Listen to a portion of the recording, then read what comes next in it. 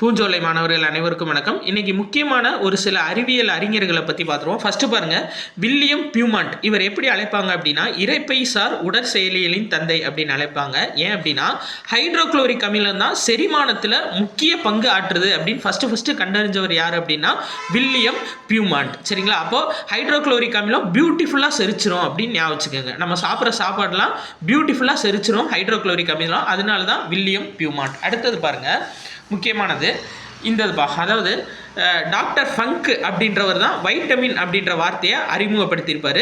First கண்டுபிடிச்ச vitamin வந்து vitamin A.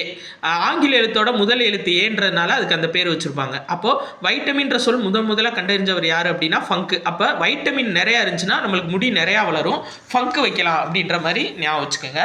அடுத்தது இந்தது ஆண்டன் வான் லியூவன் ஹூக். சரியா? இவர் என்ன பண்ணியிருப்பார் அப்படின்னா நுண்ணோக்கியை ஃபஸ்ட்டு கண்டறிஞ்சிருப்பார். சரியா? அதாவது ஆண்டன் வான் நுண்ணோக்கியை வடிவமைத்தவர். அப்போ நுண்ணோக்கியில் ஹூக் இருக்கும் பார்த்தீங்களா, அப்படி ஞாபகம் வச்சுக்கோங்க. நுண்ணோக்கியில் ஹூக் இருக்கும்.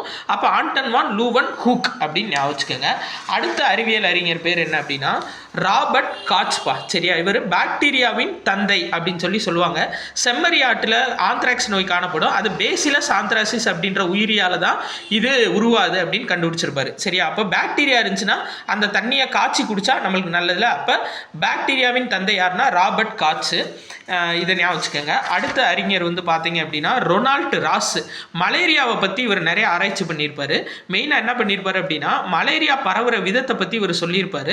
அதனால 1902 இவருக்கு நோபல் பரிசு கிடைச்சிருக்கும். அப்போ மலேசியாவில் இருக்கவங்க ரோஸ் கலரில் இருப்பாங்க அப்படின்ற மாதிரி ஷார்ட்கட்டாக வச்சுக்கோங்க. அப்போ ரொனால்ட் ராஸ் இவர் தான் என்ன பண்ணியிருப்பார் அப்படின்னா மலேரியா பரவுற விதத்தை கண்டறிஞ்சிருப்பார். ஆர்ஆர்பியில் கேட்ட கொஸ்டின்பா, குரூப் டியில். சரியா? அடுத்தது பாருங்க, தடுப்பூசி இடுதல் அப்படின்ற நிகழ்வை ஃபர்ஸ்ட் கண்டறிஞ்சவர் யார் அப்படின்னா எட்வர்டு ஜென்னர். அடுத்து இந்த பாருங்க, லூயிஸ் பாஸ்டர் ஃபஸ்ட்டு தடுப்பு மருந்து அளித்தல். சரிங்களா? நோய்க்கு தடுப்பு மருந்து கொடுக்குறத கண்டறிஞ்சவர் யார் அப்படின்னா லூயிஸ் பாஸ்டர். ஃபாஸ்ட்டாக வந்து தடுத்துருவார் அப்படின்னு ஞாபகம் வச்சுக்கோங்க. ப்ளஸ் கால்ரா ஆந்த்ராக்ஸ், இது ரெண்டுக்குமே மருந்தை உருவாக்கியிருப்பார். இது எல்லாமே 9th சயின்ஸ் புக்கில் ஒவ்வொரு லெசனில் ஒவ்வொரு இடத்துல இருக்குப்பா. இதை வருஷப்படி அப்படியே ஞாபகம் வச்சுக்கோங்க. நன்றி.